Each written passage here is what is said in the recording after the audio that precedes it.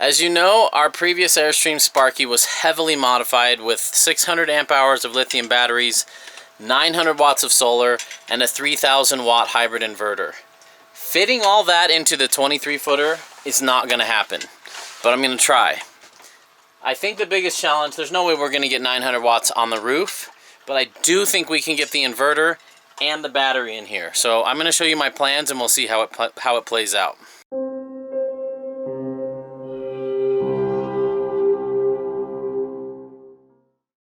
In the 30 footer, I had the batteries in my closet, and I could do that. I don't want to though.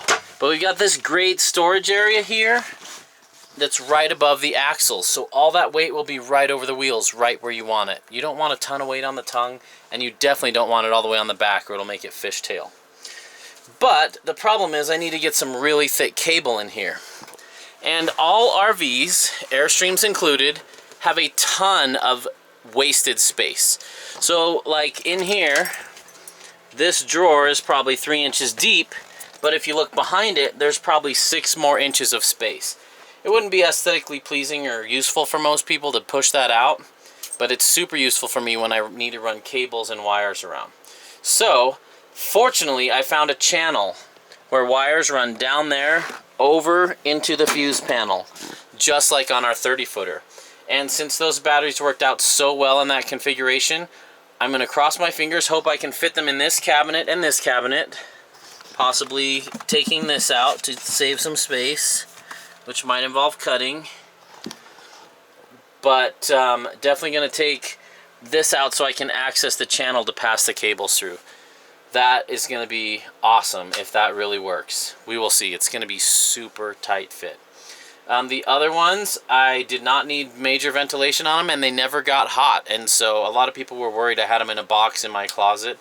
But the Airstream never got above 80 degrees because it was always with us in a climate-controlled environment or with the AC on. So the batteries never got hot. And even though this is like not the world's best ventilation, there's still a lot of air around there to blow around in there. So anyway, we might be able to fit all our batteries in here, which would be huge. We're leaving in 5 days, which means things are crazy busy. I don't think we're going to get the solar done by then, but if we at least have major batteries and our inverter, then we can plug in somewhere, mooch dock or driveway surf with some friends, get them charged up, and then it takes us maybe 5 or 6 days to completely drain those batteries with no solar. Then we could plug in again and charge them up again. So that's our plan until the solar gets on there. Who knows, maybe I'll feel crazy and try to install solar in a day or two. But for now, my number one priority is getting batteries in here and getting the inverter in. And Corbin, my buddy, is coming over to help me tonight to wire the inverter. So I'm trying to get the batteries done as much as possible before he gets here. I love the hardware that Airstream uses, and you can remove all the hinges, which makes it easier when you're working on your own projects. Airstream would never partner with us or sponsor us because we take everything apart and try to do it better. And this is no exception. I'm going to be removing this panel from the back. Airstream uses pocket screws. Remember my pocket jigs from the van? They look like that and they screw in like that. Just need a simple Phillips and to find all the screws, and that will come out. Then I'll have better access to the wiring in there. But you can see how much wasted space there is in there. I'm excited one day to pull up all these cushions and look inside there to see how much wasted space is in there and under the bed as well. It's going to be so hard to get back in. I might have to reverse this, so I put the hinges over here and the clasp right there so that we can pass through there and connect the two. I'm not sure. We might have some other options too. Take a look at that. Alright, I did some measuring, and if I knock out, we're in Sparky right now, if I knock out that wall in the other one, they're gonna fit. So I gotta figure out how to do that and still keep the cabinet supported, but that is a huge win. I've been so happy with these batteries. They are super expensive, but they make our lifestyle possible. So I'm gonna be pulling these out today, getting those over there, and figuring out what I need to do with that closet. With high voltage, I find it's best to use metal tools. That way you could drop it across the leads and totally kill yourself.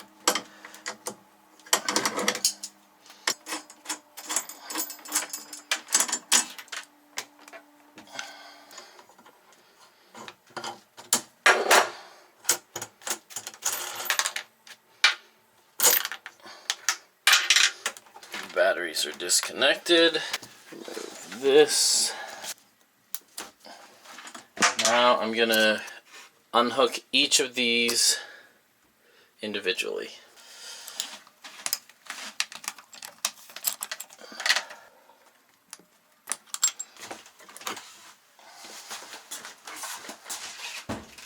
Let's see if these fit where I think they're gonna fit. Gonna be tight.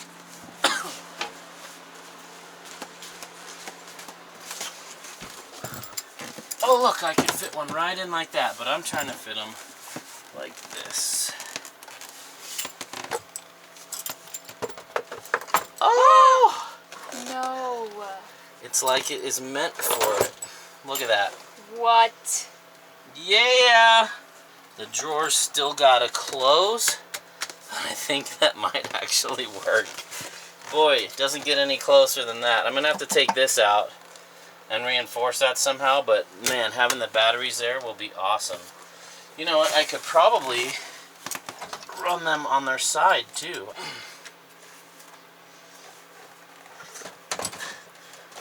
These aren't as heavy as I'm making it look. I'm just a big baby.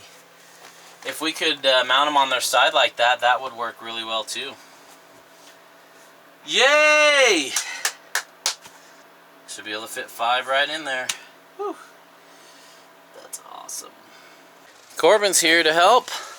We just took the inverter out. Thing's bigger and heavier than I remember. Getting this all cleaned up. And we're swapping the charge controller from the 23 to the 30 and the inverter to that. We're just doing a little switcheroo. Same with batteries. Okay, we are in the 23 footer. We're removing the charge converter down here, which is a charger. And we won't need that anymore since our inverter also acts as a charger. In order to modify your trailer, you have to modify your trailer. We just pulled this front piece off from under the fridge. It was screwed in with 3 pieces here. We just pulled it off. So those will no longer be holding it in, but I have zero worries about that because of all the other pocket screws holding it in. But now we can get access, even more than the 30 footer, into there to put the inverter in. Well, we've hit a wall. The inverter doesn't fit. Well, the inverter fits, but then the circuit panel doesn't fit back in. And we refuse to take no for an answer, so we're going to make it fit somehow. We were stubborn and we found a solution. We're going to tip it on its side and use some angle iron to bolt it into the floor and the top of the fridge mount. Whew, barely fit it in there. Huge shout out to Corbin for thinking of that. It's all fitting in there. It's a miracle. I was worried for a while there. Corbin's so nice, I feel bad even texting him asking if he can help, because I know he'll say yes and stay here till midnight to get it done. It's not midnight, it's only 11. Oh, good. We got another hour. Well, we finished before midnight. It's working. Well, it's finished. We've got the inverter in there, hooked up, charging the batteries. We're still running the 12 volts up front. The lithium batteries are sitting right out there to be installed tomorrow, hopefully, under there somehow. But big thanks to Corbin. Thank you, Corbin. This is awesome to have that in there. I can't believe we fit it in there. I thought it'd have the same amount of room inside it as the 30 did, but I forgot that in the 23 the freshwater fills on that side, whereas in the 30 the freshwater fills on that side, and we were running into problems with the freshwater tank not giving us enough room. And it's 6 inches shorter. You feel that when you're installing this stuff. Alright, we're going to call that a night and a huge success.